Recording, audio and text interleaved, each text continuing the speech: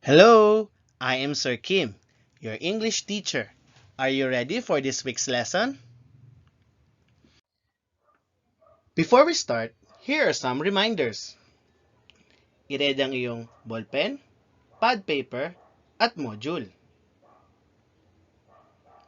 Basahin at unawain mabuti ang mga instructions sa bawat learning task. Iwasang magusot, madumihan, mapunit, at higit sa lahat, ang mawala ang iyong module. Magpagabay lamang kay mami, daddy, ate, kuya, o kung sino mang nakatatanda sa iyo. Ikaw pa rin dapat ang sasagot sa bawat learning task. Huwag kalimutang isulat ang iyong pangalan, section, pati na rin ang learning task number na sinasagutan mo.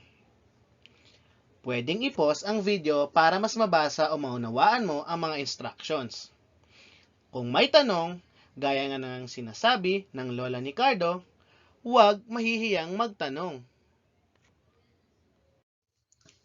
Last time, we discussed about the different sources: dictionary, thesaurus, and online sources.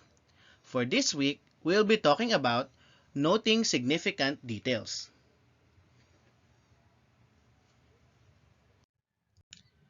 This lesson highlights the identification of significant details in a text. This involves the process of noting essential information that texts provide. This process allows you to notice the events, characters, and other information highlighted by authors or writers. At the end of this week, you'll be able to note significant details of various text types.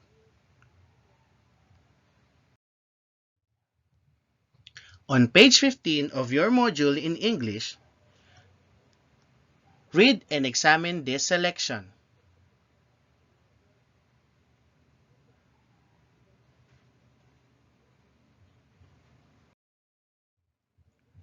For our first learning task on page 15, note the details by answering the questions below. Write your answers on your paper.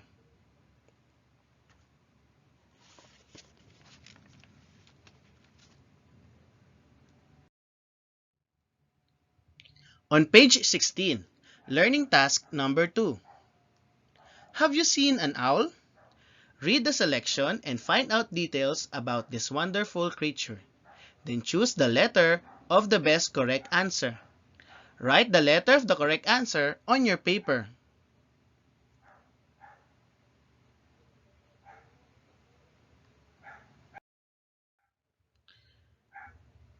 Learning task number 3. This is Jessa. She will share with you why she is proud of her family. Are you also proud of your family?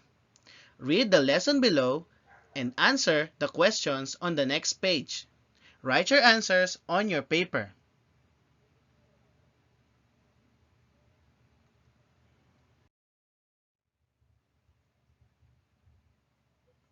How old is Jessa? How many members are there in her family? Where does Jessa live? What job does Jessa's father have? Is Jessa's mother a teacher? How many brothers has Jessa got? Is Tristan older than Laura? Who gives great advice in the family? What kind of a girl do you think is Jessa? Why do you think Jessa is proud of her family?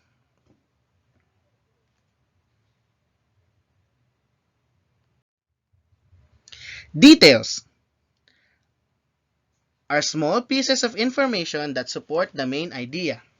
They tell something about people, events, things, time, objects, circumstances, situation, and manner. There are two types of details. First one is the implicit details, are used to describe or define a general state. These are the details that we cannot really see.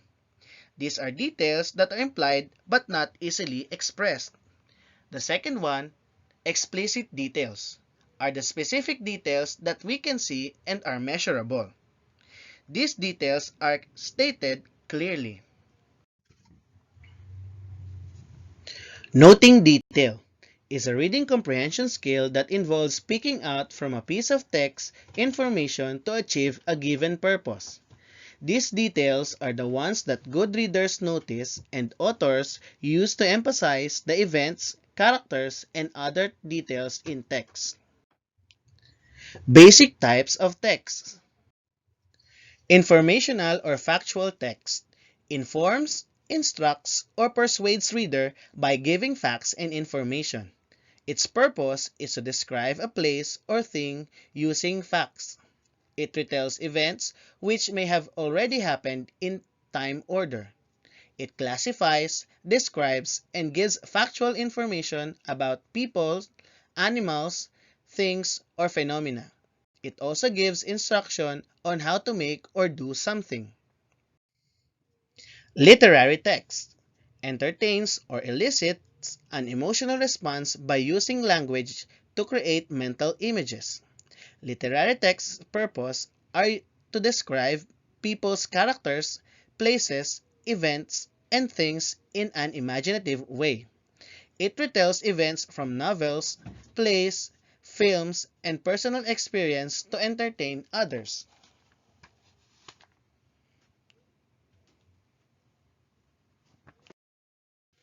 On page 18, learning task number 4. Read the selection and note the details by answering the questions. Write your answers on your paper.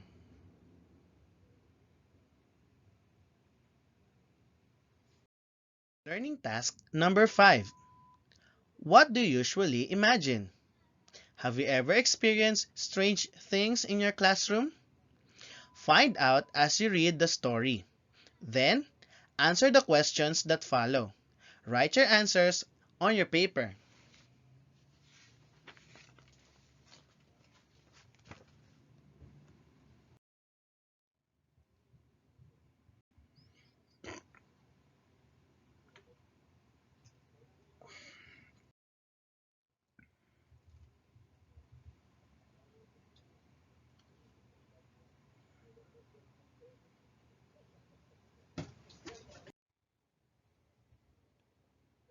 Details are small pieces of information that support the main idea.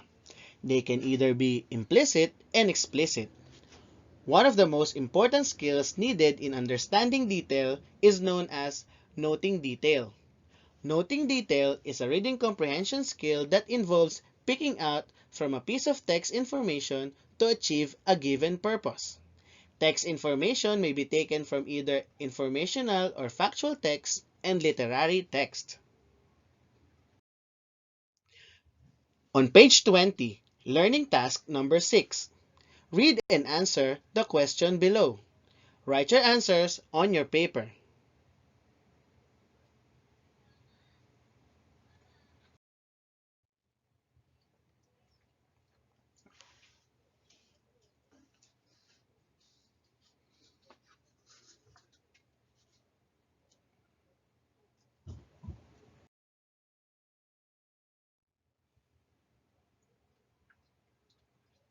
I hope that you learned how to note significant details on text that you have read.